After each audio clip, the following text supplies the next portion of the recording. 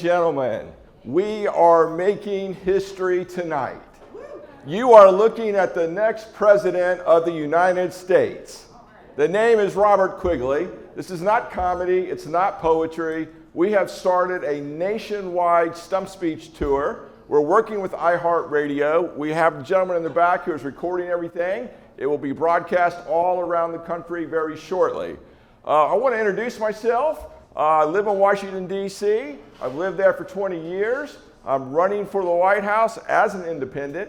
I will be the first independent elected to the White House in 2024 since George Washington himself.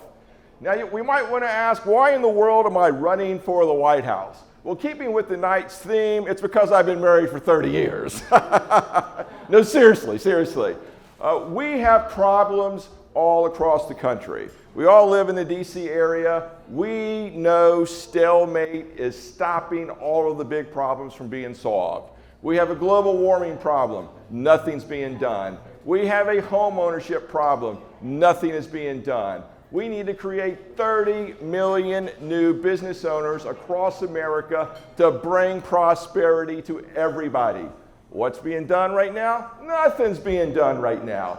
Folks, we have to deal with education. We have to reform Wall Street. Folks, we have got many big problems, and the current political situation is not solving them. We don't have stalemate for a couple of years. We've actually had stalemate for decades. We have very old folks that should be nowhere near the White House making decisions when they're half awake. Folks, we have got an extreme right who hasn't uttered 2 smart words since the days of Ronald Reagan. Oh my God. If I turn on the TV again and I see the far right Trump talking, or I see the far left talking, I'm going to shoot myself. Oh, this is absolutely nuts what we see on the national political stage. Folks, we need your vote. We need your support. This is not an easy job, but it's a job that must be done. Let me kind of talk for a second where the American electorate is, just so you know where we're coming from. Folks, 60% of the adults all across America do not vote in the national election nor the local elections. 75% of the voters across America hate both the Democrat and the Republican parties. We go a little bit deeper. 92% of Democrats do not want Joe Biden to run for office. 65% of Republicans do not want Trump anywhere near the White House. There we have it, folks. This is a fantastic opening for the Independence Party and for an independent candidate to win the White House, and that's what we're going to do in 2024.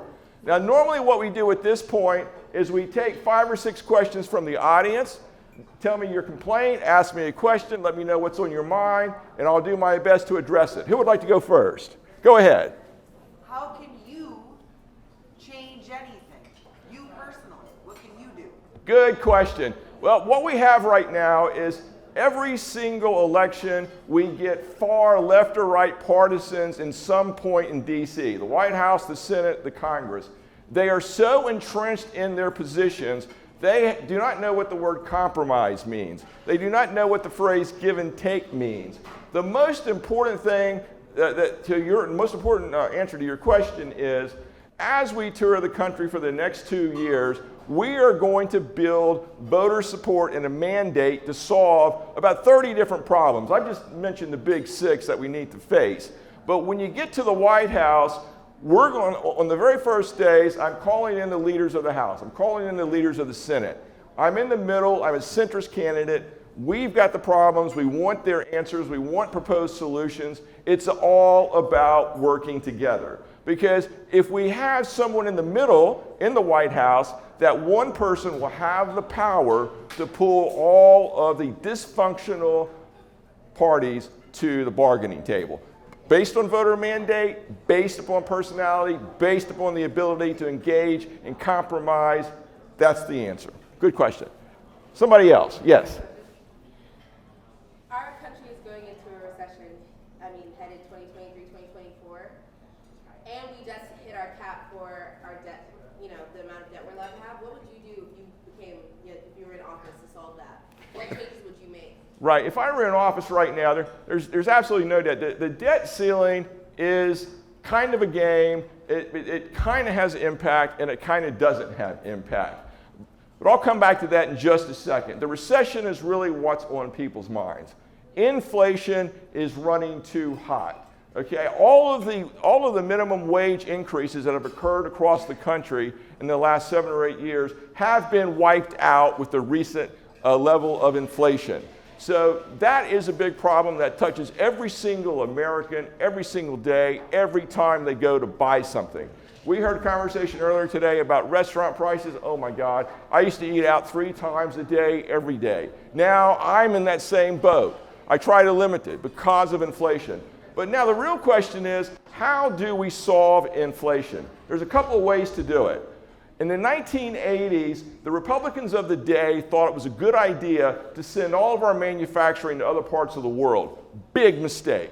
Quigley is going to bring the manufacturing back to the United States. We're going to create 30 million new small business owners all across America. How are we going to do it? We're going to tweak the SBA. If you want to start a small business today, you have very high standards you must meet to get an SBA loan. Quigley is going to lower those standards way, way below where they are right now, because our goal is to give people small businesses. Whatever business they want to engage in, that's fine. The government should be cultivating small business owners.